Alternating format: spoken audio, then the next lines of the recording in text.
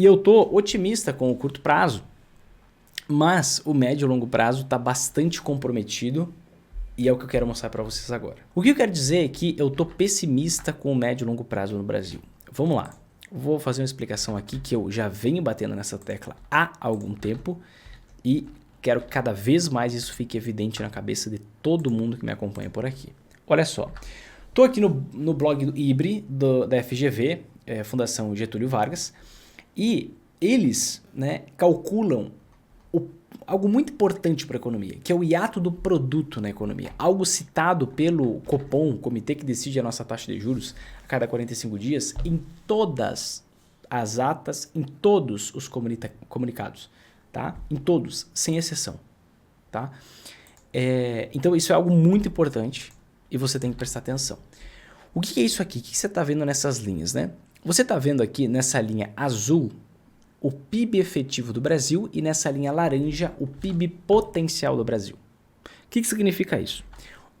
Na linha azul você vê o batimento cardíaco atual da nossa economia. Então, se a economia está crescendo, a gente vê esse batimento cardíaco aumentando. Se a economia está decrescendo, a gente vê esse batimento cardíaco diminuindo. Né? Então, você vê o batimento cardíaco atual da nossa economia. Tá? Isso de uma forma mais lúdica de explicar e de uma forma mais técnica você vê o total de produção gerada no país em um determinado ano. Né? E aí aqui você tem a comparação ao longo dos anos. Tá? E agora o que é mais importante, na linha laranja você vê o PIB potencial. Né? O que é o PIB potencial? O PIB potencial nada mais é do que a capacidade de produção máxima sustentável do nosso país. Repito, a capacidade de produção máxima sustentável do nosso país. Se o nosso PIB efetivo vai para cima do PIB potencial, o que acontece?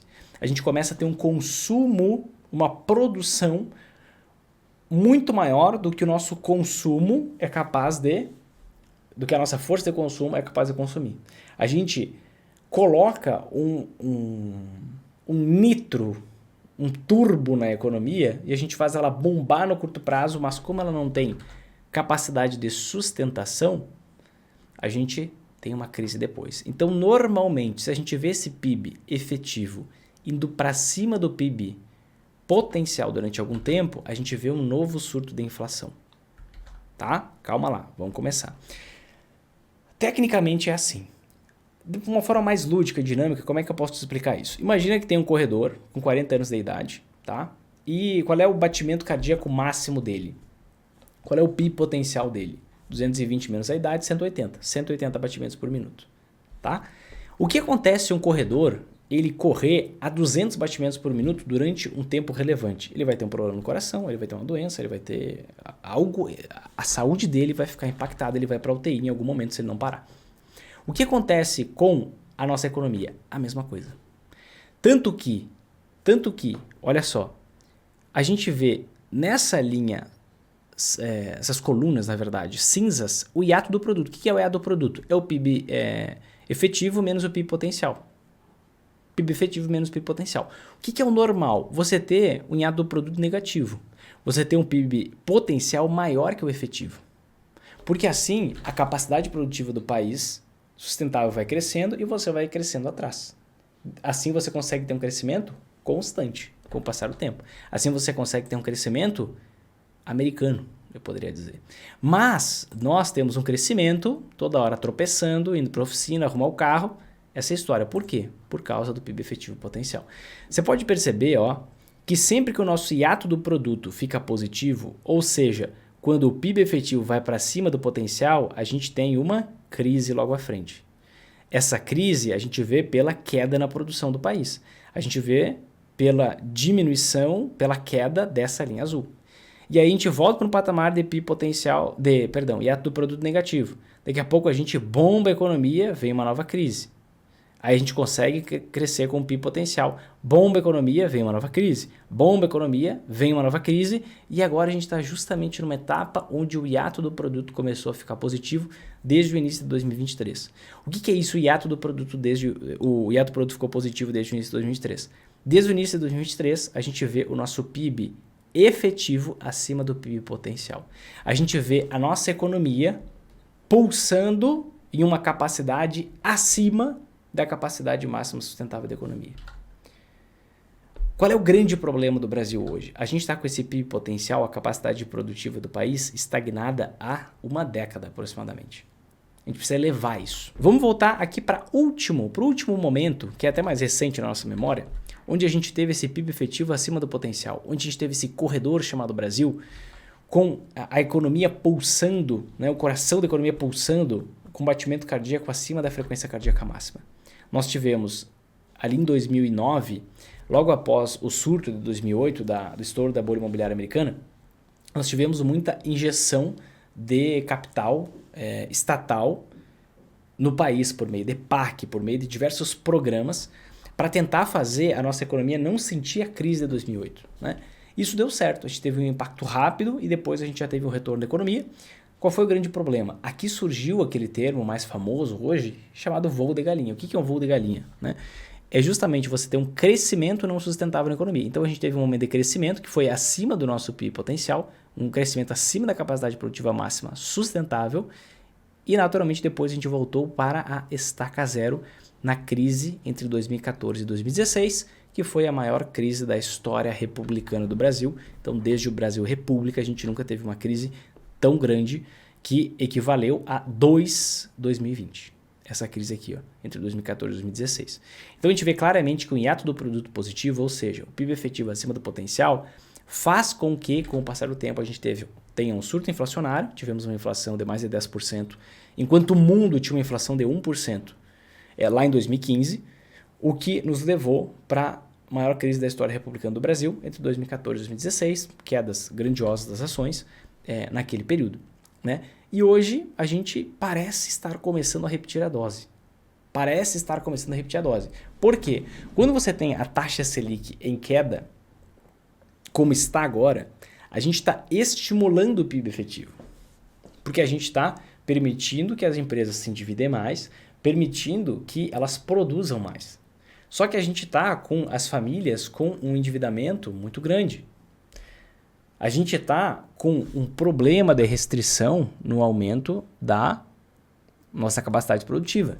Se a gente crescer acima do potencial, vai dar problema, como deu problema em toda a história. Estou aqui no site do Banco Central do Brasil e a gente tem aqui esse dado que é divulgado todo mês. Uma vez por mês ele é divulgado, que são as estatísticas do setor externo, sempre no início do mês ou fim do mês. Antes vinha sempre no fim do mês, agora desde o mês passado começou a vir no início do mês. Tá?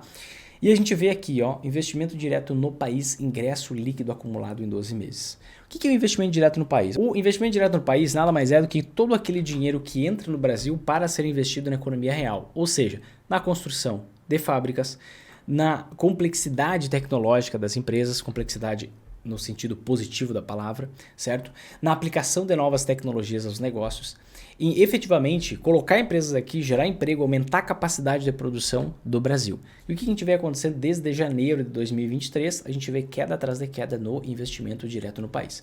Então fica a pergunta, a constatação antes da pergunta, a gente tem a taxa Selic caindo, PIB potencial não é afetado por taxa Selic. O PIB efetivo, sim, ele é estimulado a subir.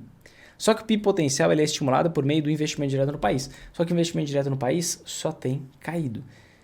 Se o investimento direto no país só tem caído, ou seja, cada vez tem ingressado menos dólares aqui no Brasil para serem investidos na economia real, o que acontece? Como é que a gente vai crescer esse PIB potencial para acompanhar ao menos o PIB efetivo? A grande questão é que não vai. Lá atrás, entre 2009 e 2013, a gente ainda teve o PIB potencial crescendo. O efetivo cresceu acima do potencial e gerou uma grande crise. Aqui, a gente provavelmente não vai conseguir nem crescer o potencial. Por quê? Porque o investimento direto só tem caído. No máximo, um crescimento leniente, mas o PIB efetivo ele deve subir por conta das quedas na taxa de juros. É justamente por isso que o Banco Central demorou muito para reduzir a taxa de juros. Por conta desse risco de descontrole. Desse risco de que o PIB efetivo fosse muito acima do potencial, ele deu mais tempo buscando alguma forma de a gente conseguir atrair mais capital. A gente estava conseguindo atrair em 2022, mas em 2023 a maré virou e não conseguimos mais atrair capital. Então, se tudo continuar como está, o que acontece? A gente deve ver uma reprise. Economia crescendo no curto prazo, ações valorizando, normalmente, só que uma hora vem o troco e a gente volta para estaca zero. Uma hora vem a queda e a gente volta para estaca zero. Certo?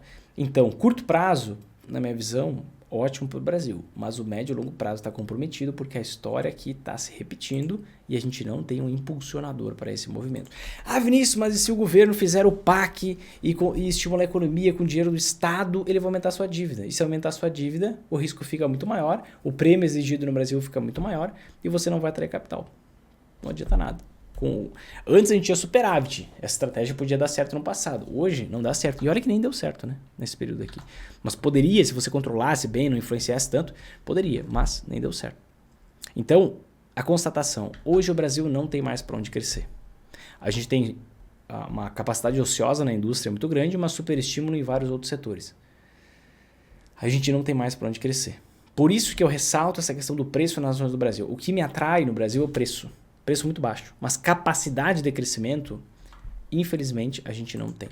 Quanto tempo é esse curto, médio e longo prazo? Queridos, não queiram acertar o bumbum da mosca, tá? Não tem como prever isso. Ah, Vinícius, então você é um péssimo especialista em investimentos, né? Você é um péssimo analista. Não, gente, eu sou sincero. Às vezes a gente é meio culpado por ser sincero. Vocês querem ser enganados? Tem canal no YouTube pra caramba aí pra você ser enganado. No ano tal vai acontecer tal coisa, no outro ano vai acontecer tal coisa, assim por diante. Eu não me apego aos prazos porque é impossível você prever. Mas, como a partir de 2025 a gente vai ter já uma maioria no Banco Central indicado pelo atual governo, talvez a gente tenha algum movimento antes disso. Por isso, eu tô otimista ainda com 2024, mas estou prestando bastante atenção nos movimentos para que eu não seja pego de surpresa.